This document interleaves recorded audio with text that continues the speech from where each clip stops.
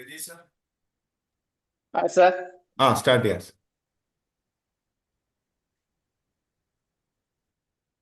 Okay, sir.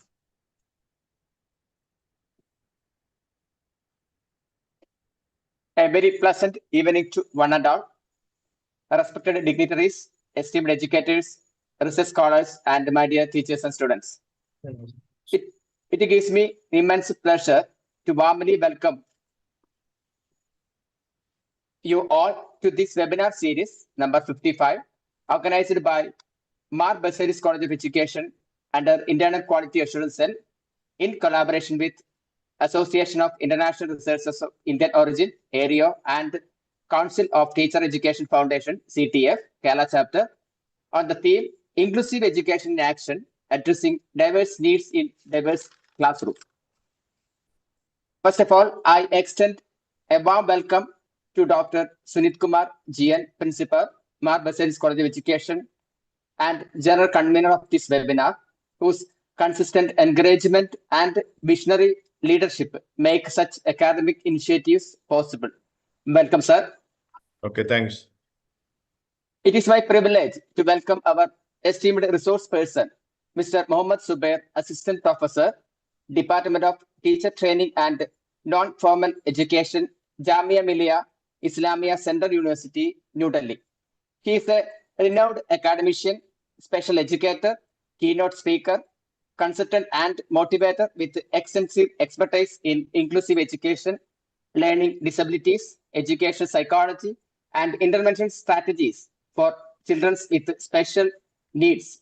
We are truly honored by your presence and grateful for your willingness to share your valuable insight with us.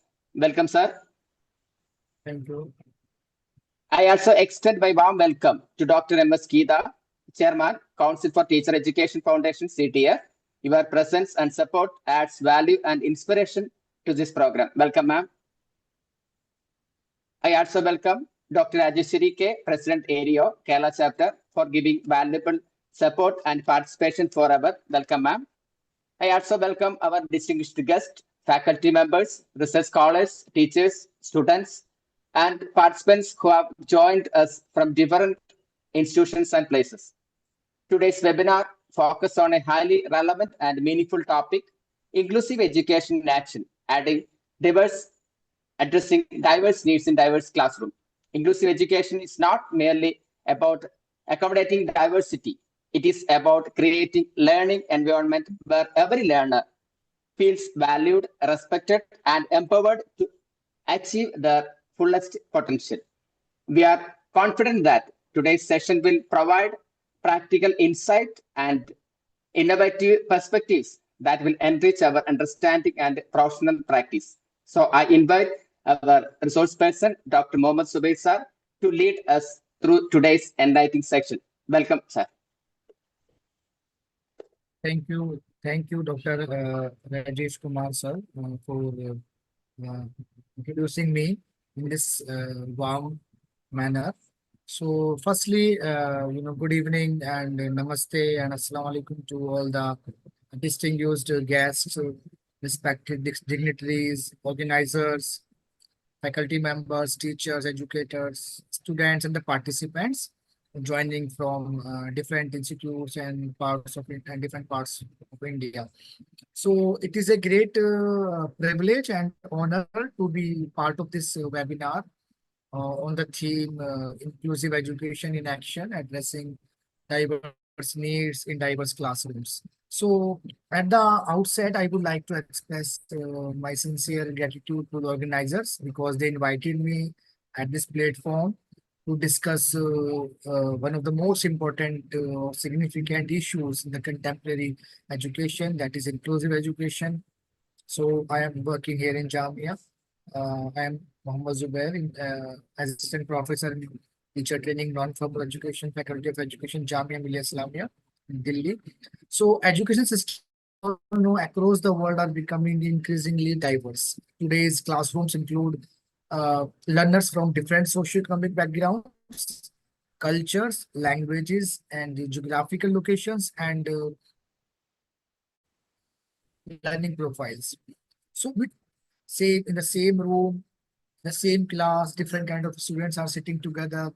ASD student, SLD students, visual impairment students, hearing impairment students, intellectual disabilities, or the students have come from different backgrounds, socioeconomic background is different, and language barriers sometimes they are facing. So at the same time, we teach learners from rural, urban, tribal, minority, economically disadvantaged communities. So this diversity represents the reality of the classroom and requires educators to rethink or consider traditional approaches to innovative approaches. Teachers should be creative, innovative, and he used different approaches and techniques according to the need and level of the student in the class. So inclusive education is not only about placing children with diverse needs into mainstream.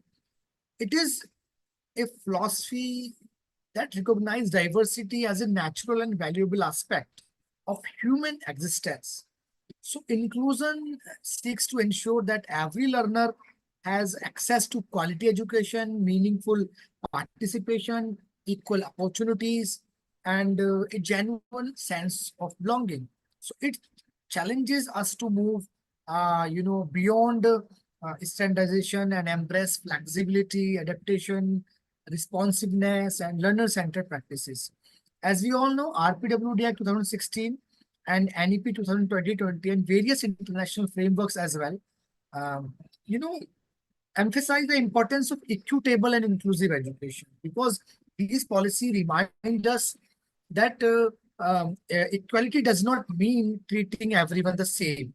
Rather, it means providing the support, accommodations, interventions, and opportunities that each learner requires to succeed in this session. In this session, we will explore about the inclusive education and how we can deal with different diverse learners in the class according to their needs and challenges. So we have to examine need-based and multisensory approaches and differentiate instruction according to the need of the student. And we can use assistive technology, lots of accommodations, modifications, alternative assessment practices, and practical share my screen.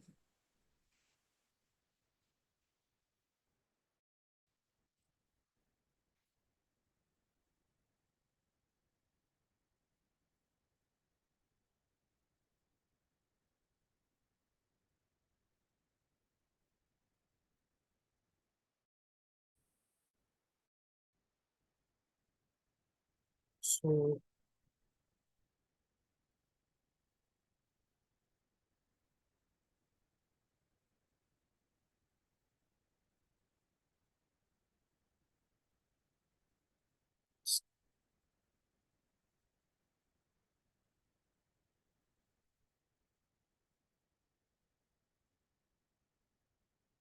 my screen is visible. Sir. Hello. Thank you.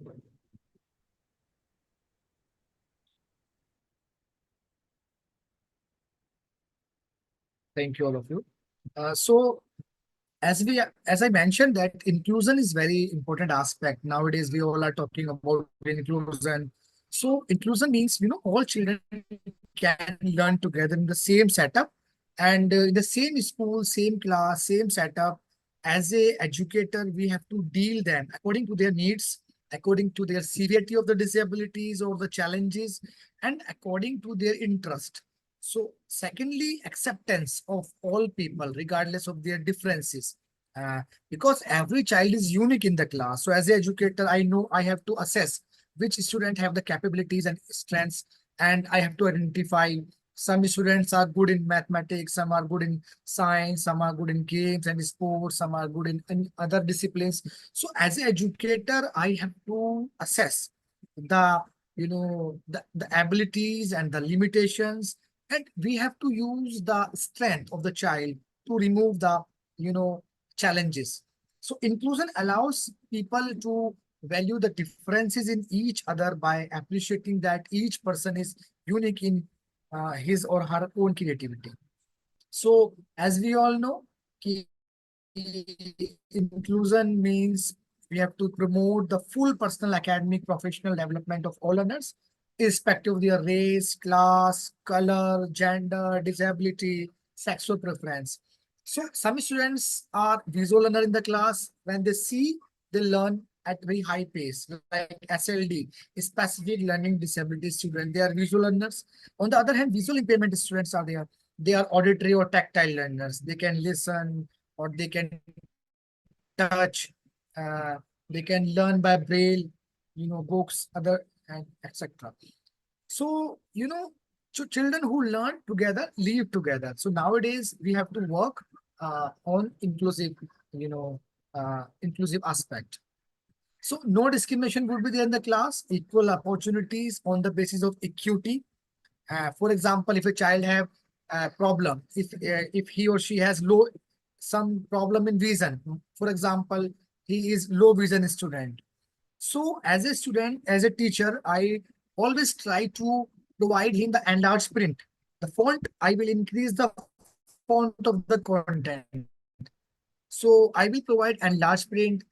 I will change the sitting arrangement of that child. So I am removing the barriers. So you know, this is the need-based approach, and that is the aspect, that is the principle to remove the barriers of the environment according to the need. So that is the equity. So school adapt to the needs of the students. It means I have to provide need-based education to each and every child in the class, and equal educational benefits for all children in the class. So, individual differences are there. Some students are very, gifted. So they learn at a very high pace. Some students are medium in the class. Some students are auditory learners. Some are visual learners. So as a teacher, I have to work in the collaborative manner with the help of special education or the occupational therapist or the physiotherapist or the counselors. I have to work on the students. Sometimes we will teach them in the same classroom. Sometimes we need to, take session, one-on-one session of each and every learner. So it means, understanding inclusion as a continuing process, not a one-time event. As in our institutes, we have to work. So we have to strengthen and sustain the participation of all learners. More participation, more learning will be taken place, and all the stakeholders will play vital role in inclusive education. Because students are spending their lots of time at home. So parents are also taking part in the inclusion. Teachers are taking part because they are observing their strength, weakness, academic achievements. Some students are introverts, some students are extroverts, some are good in math, some are good in sports. So as an educator, I will observe. And I will know about each and every learner. So restructuring the culture, policies and practices in school is important. So we have understood that every child is important in our education system. So we have to give them the exposure and opportunities to learn. And, constitutional responsibilities as well we have. RPWD Act is there. Representation Council of India is working for the welfare of the inclusive education to deal all the learners. And, we have to, increase the self-confidence, the self-esteem of our students. We have to be very good in choosing our methodology, approaches, and techniques. And we can, as a teacher, it's our duty to recognize. So we are providing education for all, as I mentioned, because we are protecting them. They have rights and we are giving them the rights. How can they use their rights? And we have to identify their skills, competencies, and abilities. And we have to make them independent in the society. The aspect is this. The main aspect is this. We have to make them, each learner in the society, independent, because we are preparing them for their life. They have to live in this society. So develop brotherhood, improve quality of education. So inclusive education is talking about this. But this found that many students are not getting the opportunities in the education system. So they sometimes lots of challenges. For example, special educator is not available, counselor is not available. Early identification is important. So no early identification have been done in the past. No assessment process, no alternative assessment for students. For example, a child is not able to write. For example, dysgraphia students, SLD, specific learning disability, have students have dyslexia,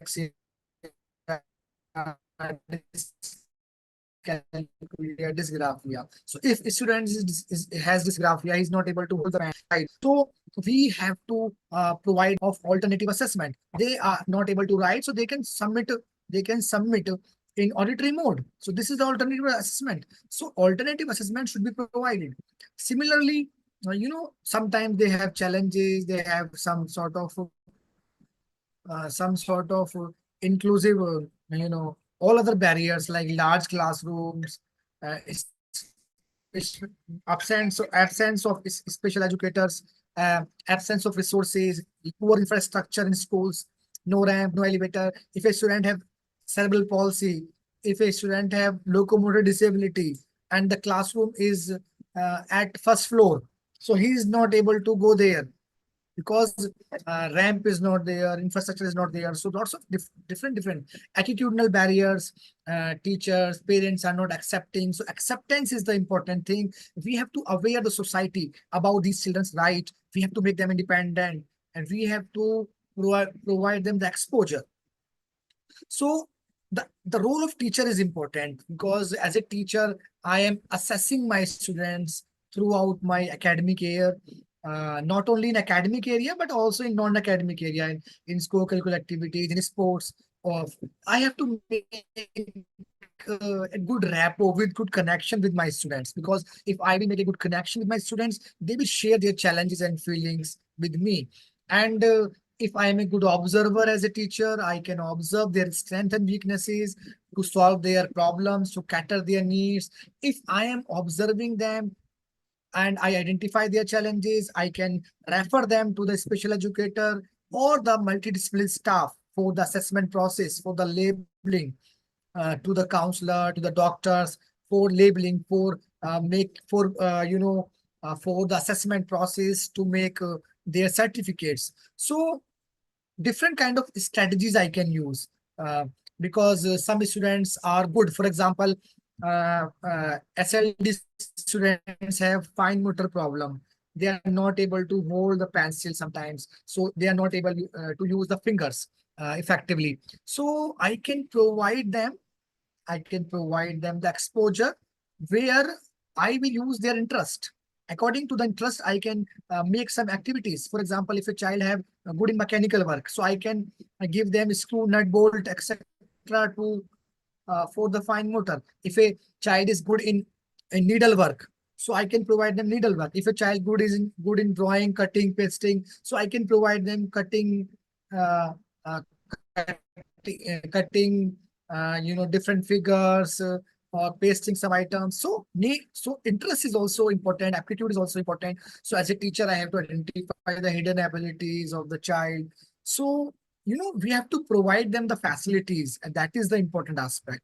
So recognize their attitude, that is the hidden abilities, and create a positive attitude among the educators, among the non-teaching staff, among the heads, among the other staff members, among the parents. So we can use the all the social media platforms, or the all other platforms to sensitize our society. So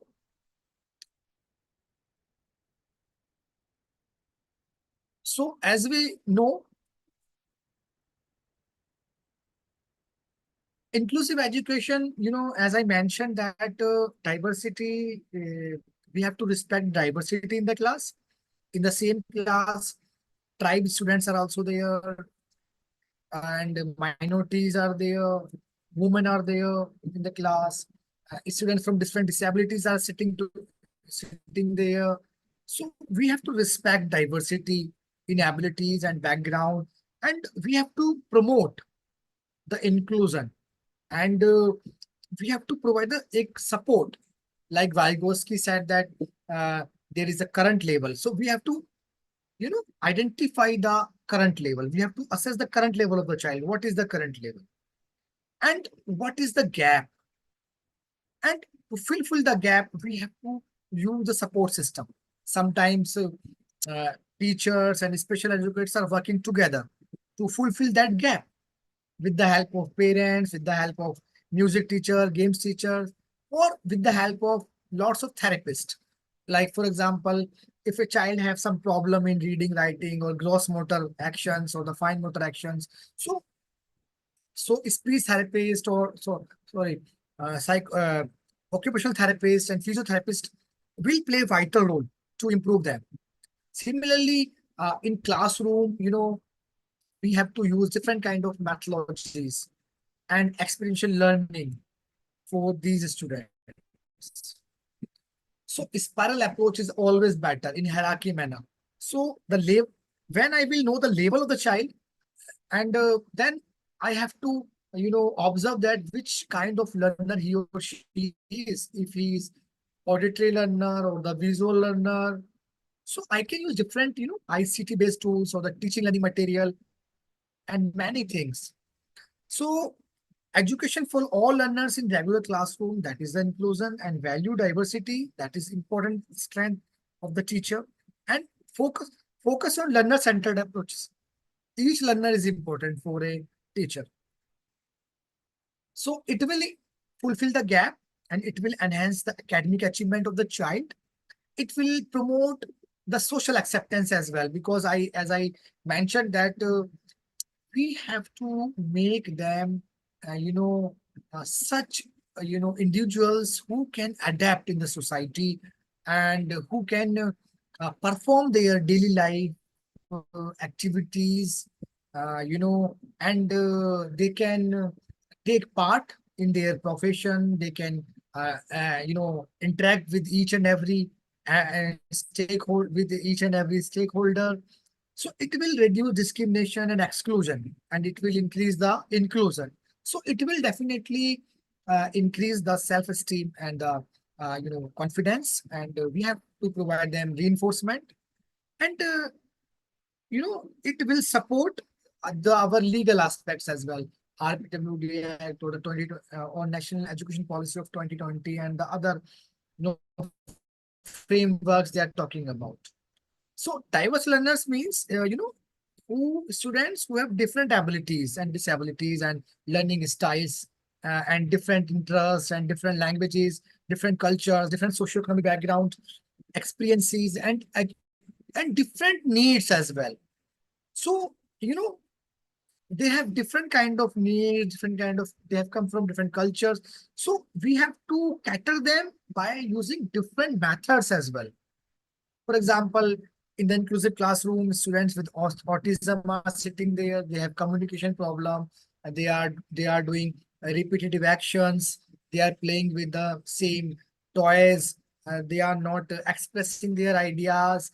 Their self-confidence is low. Similarly, specific learning disabilities, they have common normal IQ level. They have reading problem, dyslexia, writing problem, dysgraphia, or mathematical problem. They are not able to express their ideas, not able to receive their ideas.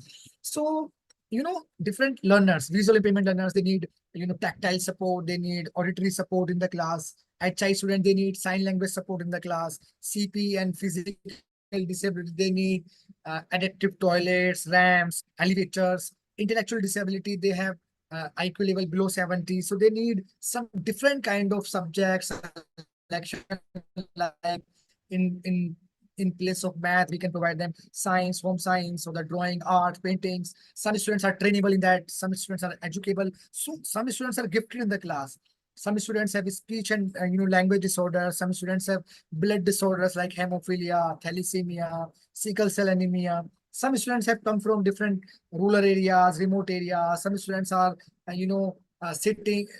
Some students are living in the urban areas, and some students have come from different tribes. Some students have different language barriers. They have come from different remote areas in the urban area. They don't know the English or the local other languages. So cultural aspect is different. Economically aspect is different. Learning styles are different. Interest and experiences are different. So we can say diverse learners are the students who differ in their abilities and other aspects. So, so understanding is important. So as a educator, the diversity, to respect the diversity and to provide the support with the help of para-professionals, with the help of multidisciplinary staff. And learner diversity is important because as I mentioned in the previous slide, they have different strength and weakness and interest and learning style and different pace. Some students have done their work at a very fast pace. Some students are taking some time. So, similarly, socioeconomic diversity in the class, cultural and linguistic diversity in the class, as I mentioned, they have come from different social aspects and they have cultural traditions, different values, and different languages and dialects. So, geographical diversity, rural, urban, or the remote areas, health and development diversity, as I mentioned, that different kind of disabilities, physical disabilities, or the neurodevelopmental like SLD, ASD, sensory disability like HI and VI, chronic health conditions. So, RPWD Act 2016 is talking about, the need-based education in inclusive classroom and equitable education.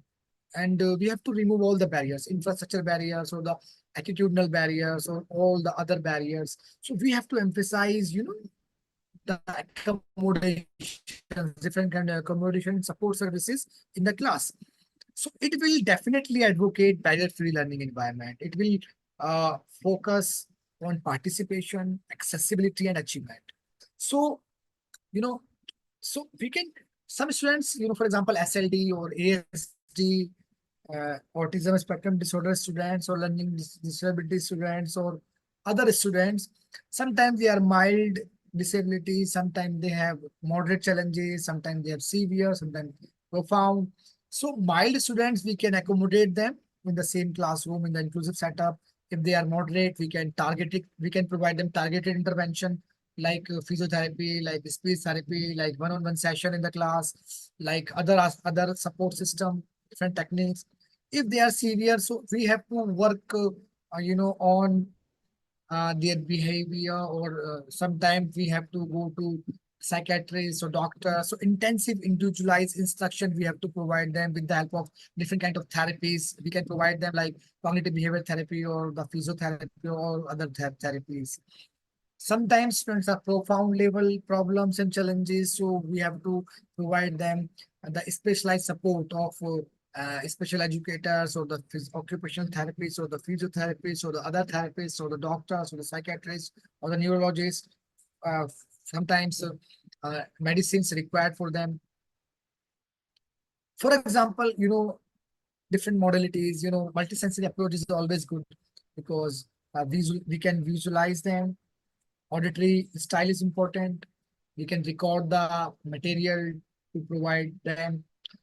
Tactile, they can touch and they can feel and they can identify by using Braille, six dots of Braille. Kinesthetic learners are there in the class, so we can organize many activities like role play, like grouping in group. And when we are making groups, so try to make group in such manner, uh, uh, in which high achievers, low achievers, and the medium students are there, and the balance should be there. So if students are visual learners like SLD and ASD students are the visual learners, so they learn through picture, diagrams, chart, videos. I can use smart board or the different kind of PPTs, so they can see and understand well. Commonly beneficial for students of SLD like dyslexia, dyscalculia, dysgraphia. Auditory learners are there like visual impairment learners. They can listen. They can listen. Audiobooks. They can listen recordings, stories, and content. Tactile learners because they can touch, and kinesthetic learners hands-on activities by using different kind of activities in the class. So multisensory approach, visual, auditory, tactile, and kinesthetic is very important in the class. So uh, I mentioned here, for SLD learners, multisensory teaching is important. You can use different kind of teaching styles, graphic organizers we can use in the class, assistive technology like speech to text to speech, different kind of software for them, smart board, everything we can use.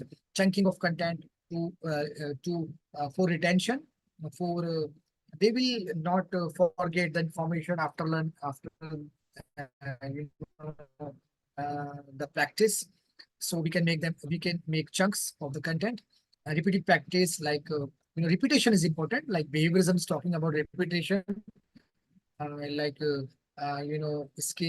Skinner or Pavlov and Thorndike said that about behaviorism. So when they will repeat the actions, so we can manage and we can provide them need-based education. Visual impairment learners like braille materials, audiobooks, tactile diagrams, orientation mobility is important because they are moving from classroom to bus stand, classroom to home, they are walking on the road. So orientation mobility training, they can manage their path.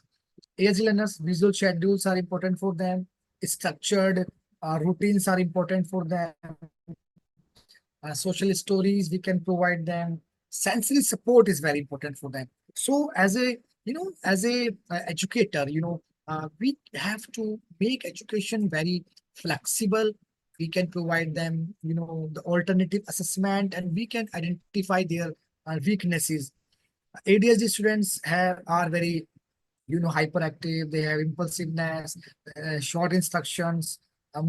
We can provide them short instruction, clear instructions, movement breaks. We can provide them behavioral support and flexible setting. So customized learning is required sometimes. For example, I am teaching as a general educator and I'm teaching my students in the class. But sometimes I observe that some students need, specific support system in the resource room with the help of a special educator, and they will identify the strength and weakness with the help of the general teacher, because general teacher observe the strength and weaknesses on the regular basis. They have the records and the academic records and non-academic records of the child, and they can create the case history of the child with the help of psychologists and the parents, and they can conduct the functional assessment in which area students have problems. For example, in mathematics, in maths, in directions, in reading or in writing, and after that they can make the individualized education plan for each and every learner. IP is annual legal document prepared by the special educator to teach them not only in academic areas but also in non-academic areas, with the help of principal, with the help of a special educator, with the help of general teacher, with the help of other service provider staff like speech therapists or occupational therapists and others. And personalized learning goals, because every learner is important for me. So I have to make different goals for each and every learner, and strength based assessment I will conduct, and also I always monitor the progress of my child to take the feedback and to change in my strategies if childs are not getting or childs are not improving in their academics. So I will change my different methods and other things. So multidisciplinary collaboration is important. Like in special education, in inclusive education, we all are working in the collaboration. So general teacher or the special educator or the speech therapist or the occupational therapist or the neurologist or the other stakeholders are working together uh, for providing the support system to them. Differentiated instructions, because as I mentioned that every child is unique, so they have their own learning style. Sometimes they need auditory support, sometimes they need visual support, sometimes they need tactile support, sometimes they need alternative assessment, sometimes they need concessions like scribe or extra time, 20 minutes per hour extra we can provide them. So lots of support system is there. So we have to deal in different manner. So they have different challenges, individual differences are there. So we have to frame different, uh, you know, uh, you know, uh, lesson plans for them, and we have to conduct them.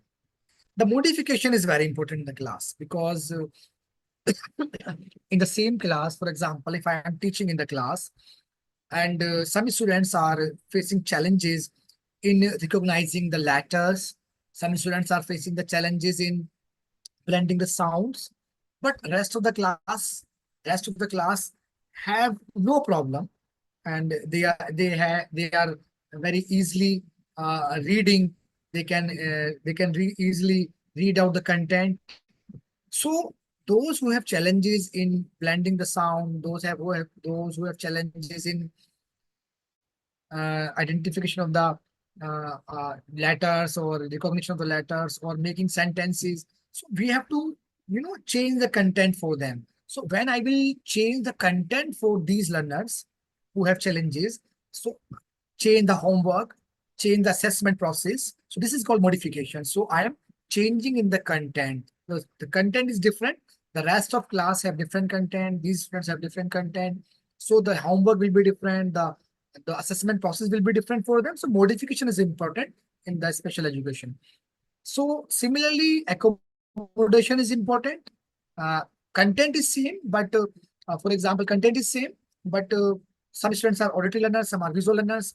Low vision students need enlarged print. Sometimes ADHD students, I have to change the setting arrangement. I have to use different methods. Sometimes the concrete objects I'm using in the class, sometimes the PPT, sometimes video. Same content I am teaching with the different aspects. I am teach same content in the class. I am teaching with the help of different methods, different methodologies, by role play, by experiential learning, by other aspects, and by other things. So these are the accommodations. The other aspect is the UDL. UDL is important framework nowadays. We are using UDL. I will discuss it. Discuss it.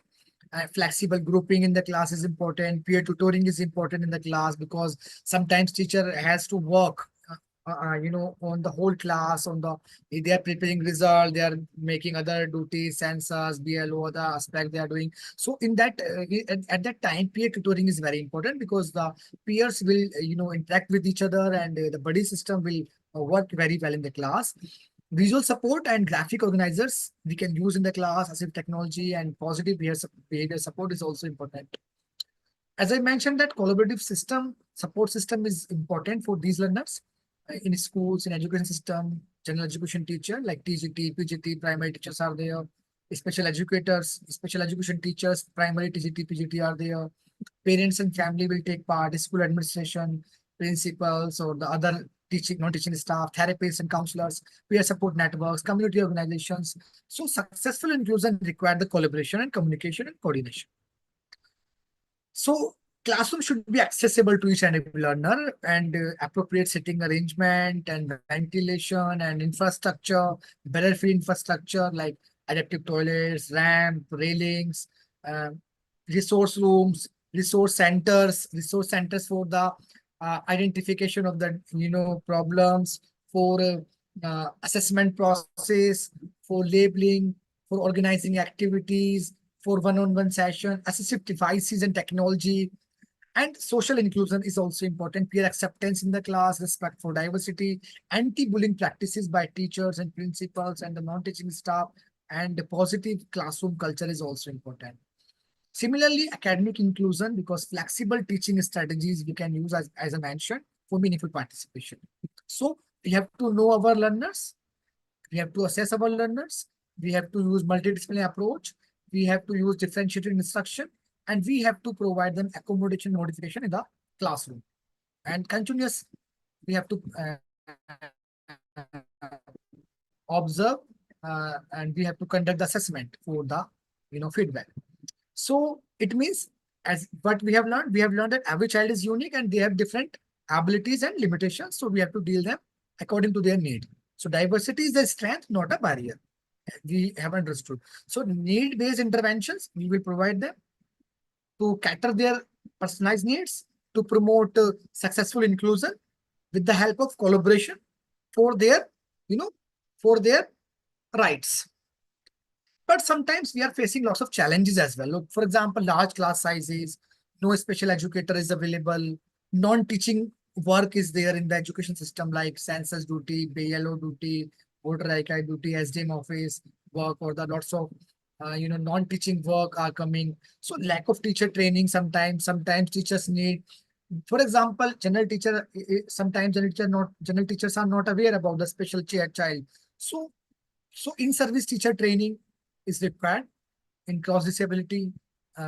What are SLD learners? What are autism? What is autism?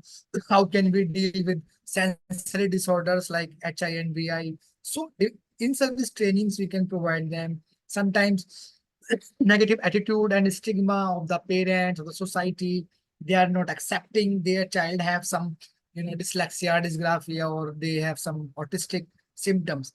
Curriculum rigidity, because all the boards like CBSE, all the state boards needs to implement alternative assessment even in secondary and senior secondary level.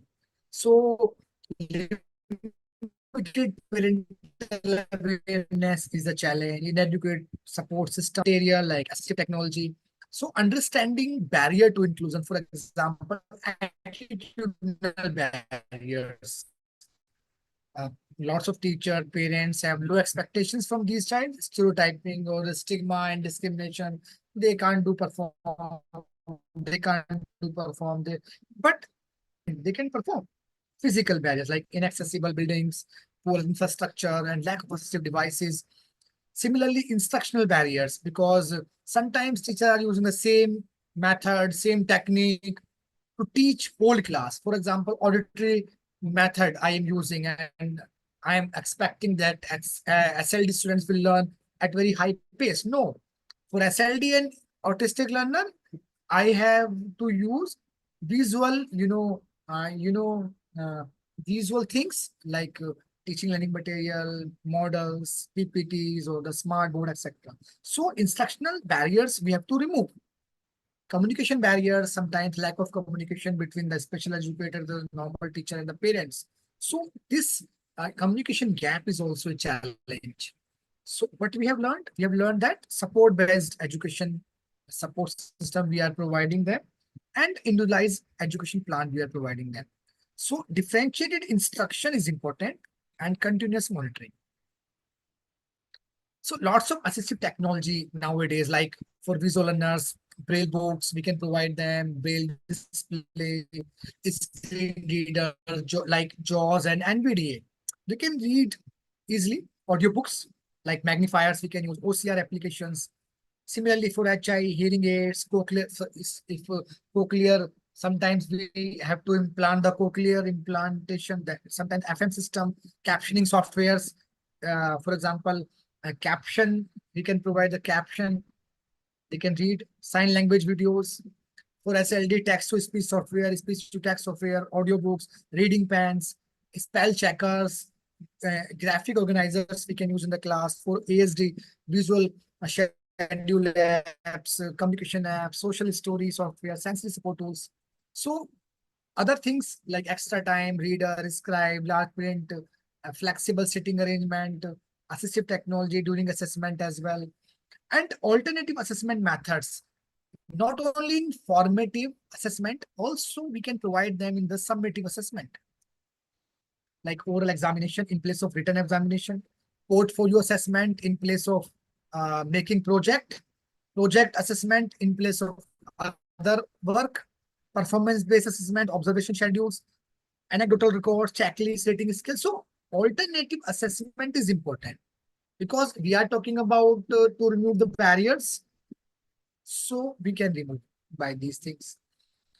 Progress monitoring, IEP review meetings, individual education plan we have made for each and every learner. So we can, review the reports on the regular basis for the annual goal or the monthly goals we have made, and we can take the feedback, and we can observe the performances of the child. So I was talking about UDL. So UDL is very important framework nowadays, and When we talk about the UDL, you can see in this picture. So accessibility, talking about accessibility, we have to increase accessibility.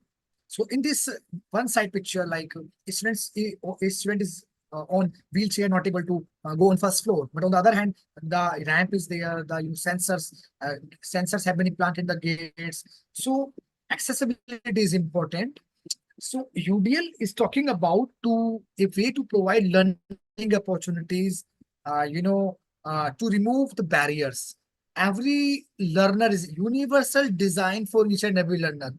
So every learner have individual differences and strength and support required. So we can identify the strength and weakness and we can provide them the support. So it means UDL means we are providing the support. For example, in this picture, you can see I learn by reading, I learn by listening, I prefer to learn by doing. So every learner is different. They have unique, their needs are unique and they have unique, uh, they have unique abilities to gain the information. So every learner works differently and has their own strength and weakness. So by incorporating these concepts, UDL is very important because as I mentioned, they have come from they have different needs, different backgrounds, different attention spans, interest is different, language abilities and other aspects is different.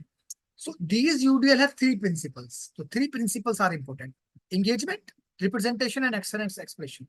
So when we talk about the engagement, why uh, we have to engage our student? Because participation will increase the rate of learning.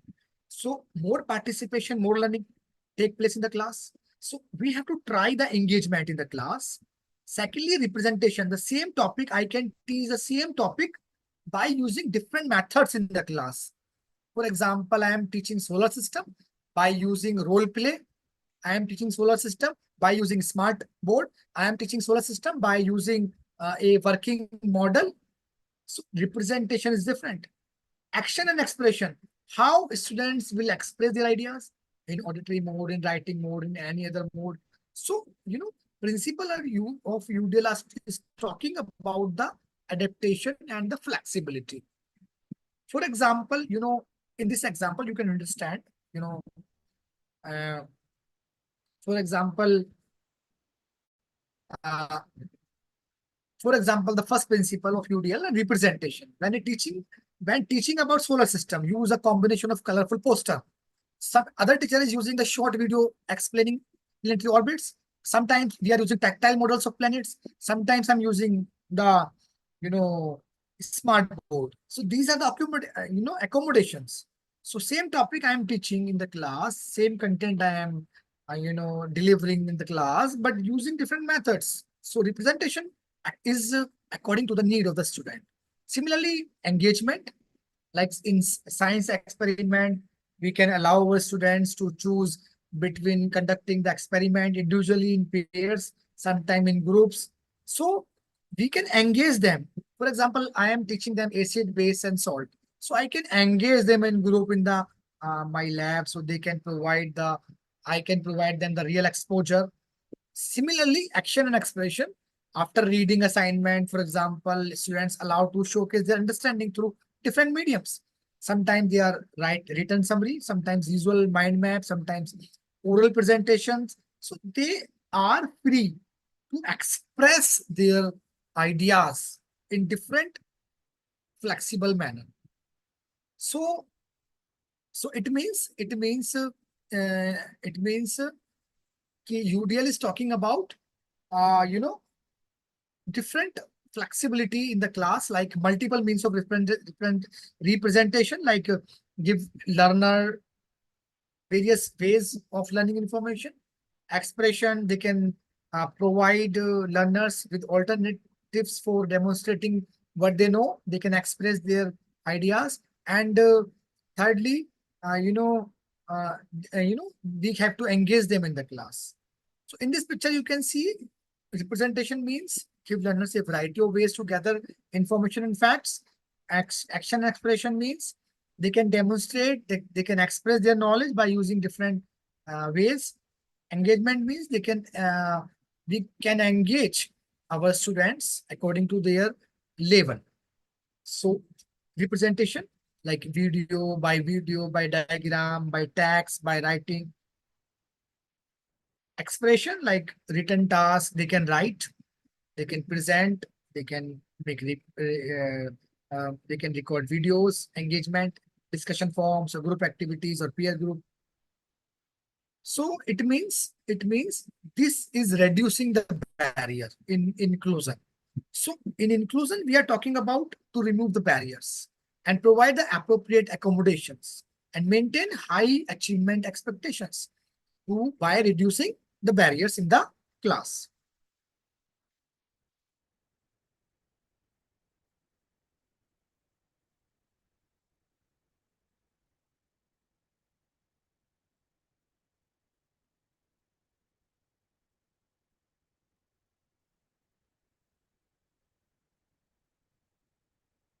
For example, in class, I have to, engage my students. So what I can do in my class? We can perform many things in my class. Firstly, try to make a good rapport, a positive interaction with my students. Individual greetings, acknowledge students' reaction, and show empathy and support. Use warm facial expressions, make good eye contact with my students, and secondly, demonstrate clarity of intentions, because clarity of intentions means if a child need auditory support, I can provide auditory support by recording my lecture. If a child needs visual support, I can provide the visual support. So, and thirdly, the relevance of the content by using different methods, by using different things. So, according to their, the level, we can create such things in my class. And create a safe place, a learning space where no bullying, where provide opportunities, where acceptance is there, where teaching learning material is available, where a multidisciplinary staff or paramedical staff is there, support these learners, where sometimes interest-based activities will be conducted.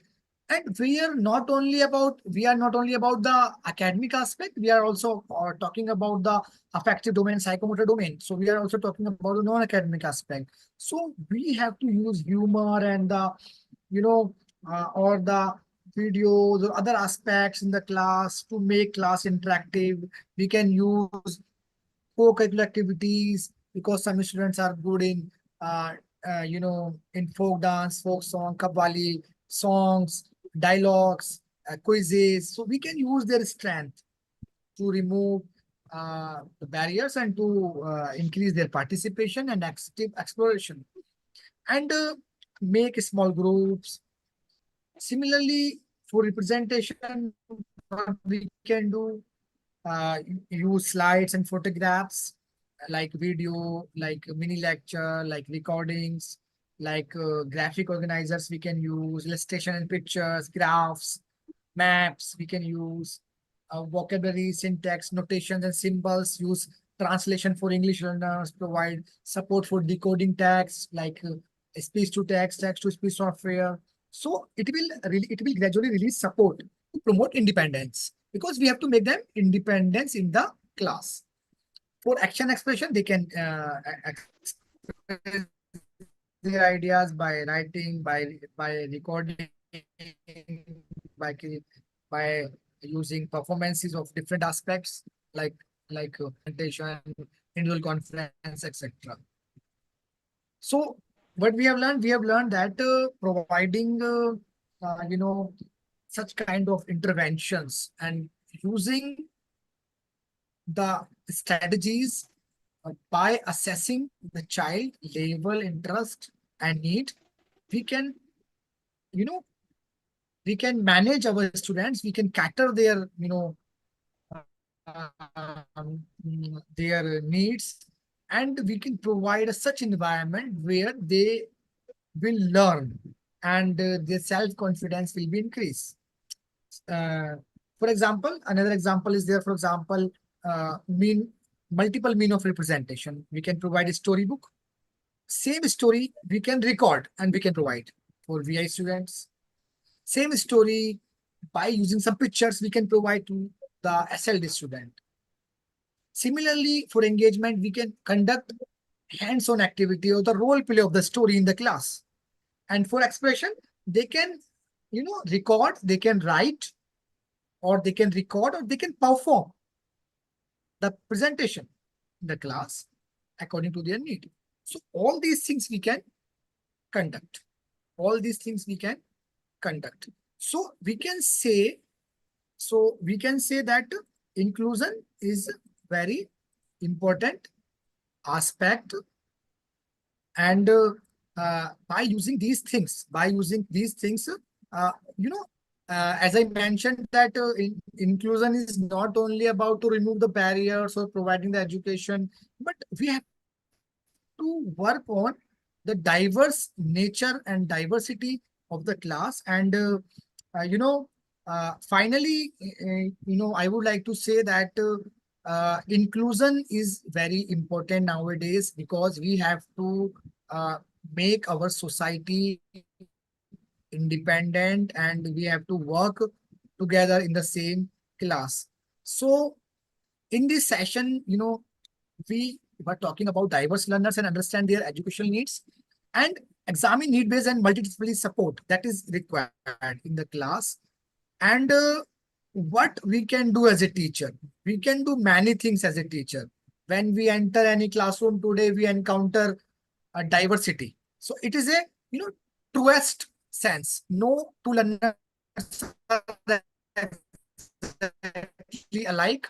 They differ in their abilities. So for many years, educational system were designed around the idea of average learner, curriculum, teaching method, assessment practices, classroom structure.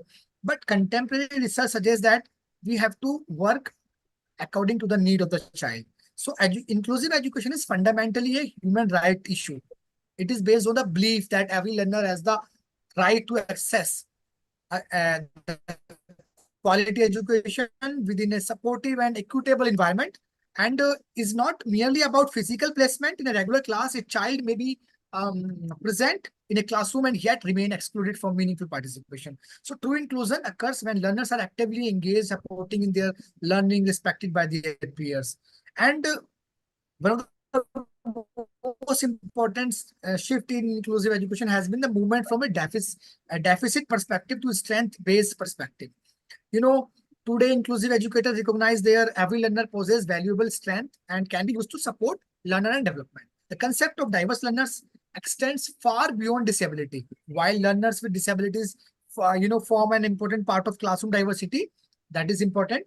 But inclusion encompasses of many other form of differences. Like a learner from a remote tribal community may face challenges very different from those experienced by a learner with dyslexia. So a child from an economically disadvantaged family may encounter, they may encounter barriers related to access to learning resource. So a gifted learner, different aspect. So learner with autism also have different challenges like communication, social skill, lack of social skill and communication. Learners with specific learning disabilities may benefit from multidisciplinary, multisensory approach. So we can say inclusive education demands flexibility. The same teaching strategy cannot effectively meet the needs of every learner. Teacher must be considered, must be prepared to adapt instructional methods to teach for learning material, for classroom activities, for assessment practices. So this is where differentiated instruction and customized learning becomes particularly important. So differentiated instruction play a vital role. So RPW Act has strengthened the framework for individual individual-based inclusive education by emphasizing reasonable accommodations and support. So this play an important role in supporting learners with the diversity, and we can work collaboratively. Technology has emerged as a powerful tool for inclusion. Assistive technology can, significantly reduce barriers to learning participation, and assessment practices also require transformation, and alternative assessment methods provide valuable opportunities. So finally, we can say that every learner deserves opportunities to learn participate, contribute, and succeed.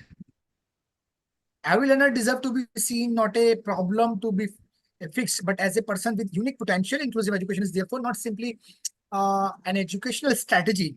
It is a vision of a more equitable and compassionate society. When classrooms become inclusive, schools become inclusive. When schools become inclusive, communities become inclusive. So, and when communities become inclusive, societies become stronger, Okay, fairer, and more human for everyone. So, thank you, all of you, for listening me patiently, and thank you for the organizers for providing me the opportunity to speak on this topic.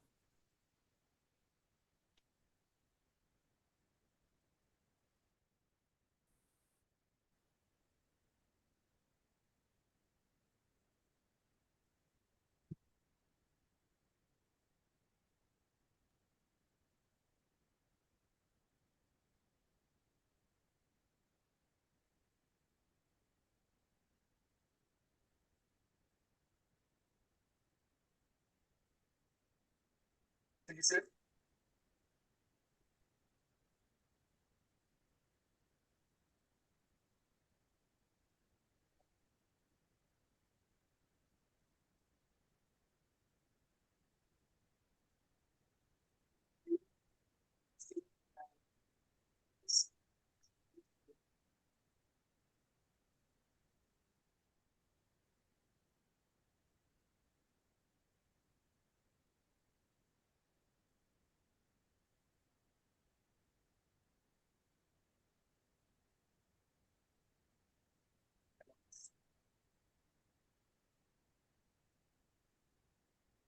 Judges, sir.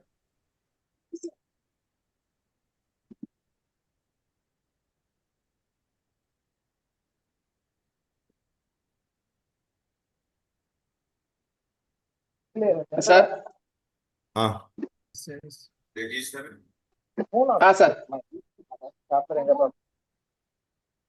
ഇങ്ങനെ എന്തെങ്കിലും doubts ചോദിക്കാനുണ്ടെങ്കിൽ ചോദിക്കാം.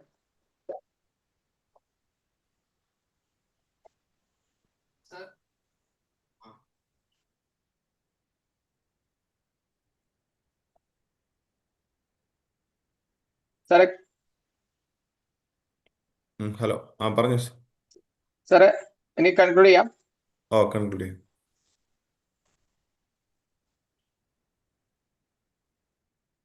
So as we come to the end of this enriching and insightful webinar session, it is my pleasant duty to propose the vote of thanks.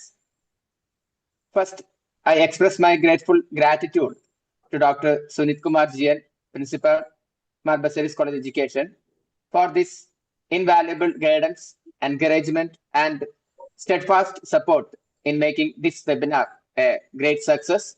Thank you, sir. I also express my sincere gratitude to our esteemed resource person, Mr.Mohd Zuber, Assistant Professor, Jamia Millia, Islamia, University, New Delhi, for delivering such an informative, thought-provoking, and inspiring session. Your expertise, practical insights, and valuable perspectives on inclusive education have greatly enhanced our understanding of creating equitable and learner-centered classroom. Thank you, sir, for generously sharing your knowledge and experience with us. Thank you, sir. My pleasure. I also extend my sincere thanks to Dr. M.S. Gita, Chairman, CTF, Dr. Rajeshri K, President Area, for their generous presence, encouragement, and wholehearted support throughout for all our programs. Thank you, ma'am. I also express my gratitude to all faculty members, student teachers, research scholars, teachers, and my colleagues, especially Ms. Gina Koshi for giving technical support, and all other teachers for their enthusiastic involvement and valuable support to this webinar section. Thank you. Thank you all.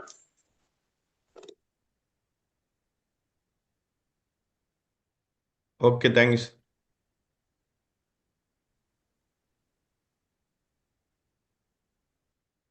think some students are asking some questions. I think.